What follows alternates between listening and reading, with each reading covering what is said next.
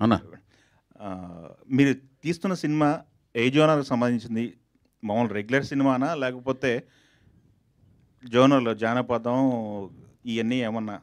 తెలుగు సాహిత్యం సంప్రదాయం, హైందవ సాంప్రదాయాలు, కట్టుబాట్లు ఇవన్నీ కూడా ఉంటాయండి, రిఫ్లెక్ట్ అవుతుంటాయి.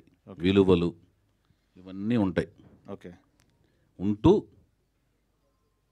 ఒక సంగీతం సాహిత్యం ఉంటూ ఒక రోమాంచితమైన యాక్షన్ సన్నివేశాలు, ఉత్సుకత కొనసాగే సినిమా. దీంట్లోంచి మీరు ఏమి రాబట్టుకుని రాసుకోండి అంతే. ఓకే. ఇవన్నీ ఉంటాయి. తెలుగు సినిమానేనా, పాన్ ఇండియా సినిమానా? తెలుగు వరకేనా? తెలుగు సినిమా దాని విస్తృత స్థాయికి వెళ్తుందా లేదా అనేది మేకింగ్ స్థాయిలో మీకు అర్థమవుద్ది. ఓకే. అంతే. బడ్జెట్ ఏమాత్రం పెట్టారు ప్రొడ్యూసర్ గారు? మీకు అన్ని లెక్కలు చెప్తే ఎలా? స్కేల్ అర్థం కావాలిగా. స్కేల్ చిన్న సినిమా చేస్తున్నారు, పెద్ద సినిమా. నేను ఎప్పుడు చిన్న సినిమాలు తీయలేను భయ్యా. చిన్న సినిమాలు అంటే అంటే 1 కోటి రూపాయలు, 2 కోట్లు, 3 కోట్లు, సింగిల్ డిజిట్ సినిమాలు ఎప్పుడు లేదు. అలానే డబల్ డిజిట్స్తో స్టార్ట్ అయిన మొదటి అంకిల్ సినిమాలు కూడా తీయలేను. చాలా పెద్ద సినిమాలు తీస్తాను. ఓకే. చౌదరి గారు అలా చెప్పండి. మోక్షజ్ఞ గారు ఇంట్రడ్యూస్ అవుతున్నారని తెలిసింది. అవును. మీ దాకా వచ్చిందా సార్ అది? అంటే ప్రాజెక్టా లేకపోతే న్యూసా? న్యూస్ కదా, ప్రాజెక్ట్. లేదు, నాకు కానీ ఆ సినిమాకి ఎప్పటి నుంచో మేమందరం ఆ న్యూస్ కోసం వెయిటింగ్. అది ఒక మంచి కాంబినేషన్ అని నేను చాలా హ్యాపీ ఫీల్ అయ్యాను ఆ న్యూస్. ఎందుకంటే నాకు తెలిసి ఆ న్యూస్ అంటే ఒక కాంబినేషన్ అని నాకు అర్థమైంది. ఆ కాంబినేషన్ అయితే ఎక్సలెంట్ కాంబినేషన్ అని నేను. సార్, ఎన్టీఆర్ గారు అంటే విపరీతమైన అభిమానం, మీకు చాలా ప్రేమ. ఆయన జీవిత చరిత్ర 1, 2 వచ్చినప్పుడు ఆ ఆలోచన నాకు ఎందుకు ముందుగా రాలేదని ఎప్పుడైనా బాధ అనిపించిందా? బాధ ఏమనిపించలేదు, నాకు రాలేదనిపించలేదు. నేను ఎప్పటికైనా తీద్దామని మాత్రం నేను లైఫ్లో అనుకున్నాను. నేను అని యుగ పురుషుడు అనే ఒక టైటిల్ని దాదాపు 2000 నుంచి నేను రెన్యువల్ చేసుకుంటూ చాలా ఏళ్ల పాటు రెన్యువల్ చేస్తూనే ఉన్నాను. ఇంకా అనుకున్నాను ఒకప్పుడు చేద్దామని, ఒకప్పుడు అనుకున్నాను యుగ పురుషుడు అని. సార్, మీరు రాఘవేంద్రరావు గారికి అసిస్టెంట్గా చేశారు. తర్వాత దాసరా గారు అంటే మీకు బాగా ఇష్టం, ఒకసారి స్టేజ్ మీద కూడా చెప్పున్నారు. అటువంటిది మీరు రెగ్యులర్గా లవ్ స్టోరీలు, ఇప్పుడు సాహిత్యం ఇవన్నీ చెప్తారు ఈ స్టోరీల్లో. గతంలో మీరు చెప్పినప్పుడు ఆయన తీసిన జానర్ ఆఫ్ మూవీస్ ఎవరు చేయలేదని చెప్పారు, దాసరా గారు జానర్. అటువంటిది మీరు ఎందుకు ట్రై చేయలేదు సార్? ఆయన ఇష్టమైన డైరెక్టర్ అయిన ఉన్నప్పుడు. కాదు, ఇప్పుడు సీతారాముల కళ్యాణం చూస్తున్నారనికిను సీతారామరాజుకి సంబంధం లేదు. Family drama. యువరాజుకిను సీతారామరాజుకి సంబంధం లేదు.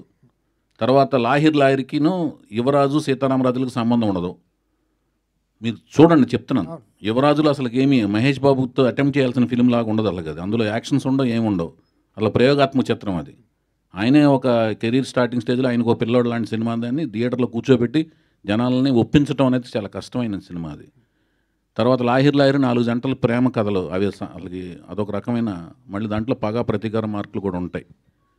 దాని తర్వాత వచ్చిన సినిమా సీతయ్య అసలు పోలీస్ ఆఫీసర్ సబ్జెక్ట్ కదా, అది వెరైటీ కదా అసలు. అది ఫ్యాక్షన్. దేవదాస్ వేరు, లవ్ ఫ్యాక్షన్ ఇక్కడే ఉండిపోయారు. ఫ్యామిలీ డ్రామా ఉందిగా సీతారామరాజు, అన్నదమ్ములు విడిపోవడం. ఇంకేం కావాలి మీకు? సోషల్ అవేర్నెస్ అని ఒక్క మగాడు చేశాను. దాని తర్వాత రే అనేది వెస్ట్రన్ స్టైల్ ఆఫ్ ఫిల్మ్ చేశాను. ఏదో ఒకటి పాప్ వరల్డ్కి వెళ్ళాను.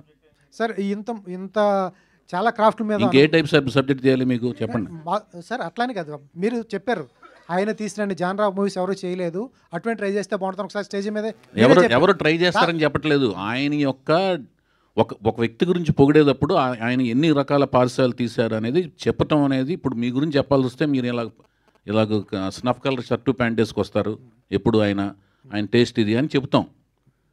ఆయనలాగా నేను ప్రయత్నించలేదు, అలాంటి ప్యాంట్ షర్ట్ వేసుకొస్తానని దాని అర్థం కాదు. అది ఆయన యొక్క గొప్పతనం చెప్తాం. నా ఉద్దేశం అది. నా ఉద్దేశం ఏంటంటే ఇష్టమైన దర్శకుడు అన్నారు కాబట్టి అమరాజీనామా కానీ సూర్యగడ్ లాంటి అటెంప్ట్. అదేనండి, అదే చెప్పేదండి. అది కాలం ప్రకారం మాకొచ్చిన ఐడియాలతో వెళ్ళగలం. ఏ ఇద్దరు వ్యక్తుల యొక్క మనస్తత్వాలు ఒకే రకంగా ఆలోచించవు. ఎందుకంటే మనం పుట్టి పెరిగిన కుటుంబ పరిస్థితులు, మనం చదివిన పుస్తకాలు, మనం కలిసిన స్నేహితులు, మనం ఎదిగిన కాలమాన పరిస్థితులు ఇంకొక వ్యక్తి కాలమాన పరిస్థితులు ఒకటేలాగా ఉండవు. ఒకే కుటుంబంలో పుట్టిన ఇద్దరు వ్యక్తుల మనస్తత్వాలు ఒకే రకంగా ఉండవండి. అందుకని ఒకేలాగా ఆలోచించలేము. కార్బన్ కాపీలు మెయింటైన్ అవ్వవు. అందుకని ఆదర్శం వేరును, ఒక వ్యక్తిని అనాలిసిస్ చేయడం వేరును, అతనిలాగా అనుకరించాలనుకుంటే అవ్వలేమంటున్నాను. నేనైతే డిఫరెంట్ జానర్స్ ట్రై చేశాను, కుదిరినంత వరకు చేశాను. చౌదరి గారు హలో అండి, చౌదరి గారు హాయ్ అండి. ఇక్కడ చౌదరి గారు, అయితే ఇప్పుడు నందమూరి ఫ్యామిలీ నుంచి తారక రామారావుని ఇంట్రడ్యూస్ చేస్తున్నారు కాబట్టి వర్క్ షాప్స్ ఏమైనా చేశారా? అబ్బాయి యాక్టింగ్ స్కిల్స్ అనేది మీరు ఎలాగో చూసుంటారు, వర్క్ షాప్స్ అనేది స్టార్ట్ చేస్తే ఎలా ఉన్నాయి తన స్కిల్స్? తను నేనేనండి అన్నీ తానే అన్నట్టుగా నేను ఆయనకి కొంత ఎక్కడో కొంత నేర్చుకున్నాడు. ఆయన నటన పరంగా కొంత ప్రాక్టీస్ చేశాడు. డ్యాన్స్ ఆయనకి పర్సనల్గా చిన్నప్పుడు ఏదో కొంత నేర్చుకున్నాడు. తర్వాత స్వయంగా తన డ్యాన్స్ బాగా స్వయంగా నేర్చుకున్నాడు. అన్ని అబ్జర్వ్ చేసి బాగా గ్రాహక శక్తి ఎక్కువ ఉంది ఆయనకి. చాలా బ్రహ్మాండంగా చేస్తాడు డ్యాన్స్, ఎక్సలెంట్ డాన్సరు చౌదరి గారు. ఆ డ్యాన్స్తో పాటు నేను ఈ 15 నెలల పాటు 15 నెలలు దాదాపు లాస్ట్ ఇయర్ మార్చ్ 27న సూత్రప్రాయంగా ఓకే అయితే ఏప్రిల్ 27న నేను అతన్ని చూడటం జరిగింది. అప్పటి నుంచి 15 నెలల పాటు కోచింగ్ ఇచ్చాను. ఎక్సలెంట్గా తను డ్యాన్స్ చేయగలడు, యాక్టింగ్ అన్ని రకాల ఎమోషన్స్ని పండించగలడు. అది మీరు లాస్ట్ ప్రెస్ మీట్ లో చెప్పారు, ఐస్ చాలా బాగా డిస్క్రైబ్ చేశారు తనవి, అంటే యాక్టింగ్ లో కూడా అవి ఉండబోతున్నాయి అనేది మీరు అవును, కళ్ళతో అభినయించగలడు, కళ్ళతో అభినయించగలడు అతను. సాయి మాధవ్ గారు సో బేసికల్లీ ఎన్టీఆర్ ఫ్యామిలీకి సంబంధించి ఏ డైలాగ్స్ రాసినా కూడా పులులు, సింహాలు, అలాగే చాలా ఉంటాయి, మీసాలు, ఇవన్నీ. సో ఈ సినిమాలో కూడా ఆ ఫ్యామిలీ నుంచే హీరో వస్తున్నారు. మరి మీ డైలాగ్స్ ఎలా ఉంటాయి? సేమ్ ఇట్లనే ఉంటాయా? ఏ సినిమా అయినా కథను బట్టి ఉంటాయమ్మా. కథను బట్టే కానీ పులులను బట్టి సింహాన్ని బట్టి ఉండవు. పులులకి సింహాలకి డైలాగ్ రాసినా కూడా వేస్ట్ అయి చెప్పలేదు. చౌదరి గారు this is Chandu, anchor from filmy looks. So first of all congratulations. అంటే చాలా గ్యాప్ తర్వాత మళ్ళీ వస్తున్నారు, చాలామందికి హ్యాపీ అది. అంటే 9 years గ్యాప్ వచ్చింది సార్. ఈ 9 years గ్యాప్లో ఇండస్ట్రీ కూడా చాలా చేంజ్ అయింది, 24 క్రాఫ్ట్స్లో కూడా చాలా డెవలప్ అయింది, అండ్ ఇండస్ట్రీ కూడా ప్రపంచానికి తెలిసింది. అండ్ మీ సినిమాల నుంచి కానీ ఈ 9 yearsలో వచ్చిన సినిమాల నుంచి కానీ ఇండస్ట్రీలో ఈ గ్యాప్ టైంలో మీరు ఇంకెక్కువ ఏమైనా తెలుసుకోవడానికి, ఎక్కువగా ఏమైనా నేర్చుకోవడానికి ఏమైనా ప్రయత్నించారా? నిరంతరం స్టడీ చేస్తున్నాను భయ్యా, నిరంతరం స్టడీ చేస్తున్నాను. వెనకాల కెమెరా పెట్టుంటే మీకు అర్థమయ్యేది.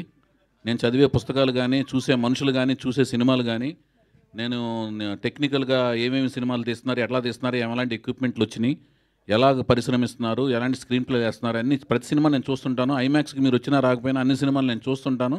దాని వెనకాల అంత స్క్రీన్ ప్లే టర్మ్స్లో వర్క్ చేశారు, దానికి ఎంత లైటింగ్ ప్యాటర్న్స్ ఎలాంటివి మారుతున్నాయి, ఎలాంటి ఎక్విప్మెంట్లు పెట్టి ఏం చేస్తున్నారు అన్నీ నేను నిరంతరం దాని గురించి పరిశ్రమిస్తుంటాను, అన్వేషిస్తుంటాను, తెలుసుకుంటా ప్రయత్నిస్తున్నాను. వైవిఎస్ గారు, థ్యాంక్ యూ అండి, థ్యాంక్ యూ సో మచ్. ఒక్క నిమిషం, పాతాళ భైరవి సినిమాని ఏమైనా సోషలైజ్ చేస్తున్నారా? అదేం లేదండి, అదేం లేదు. చెప్పండి భయ్. గీత గారు,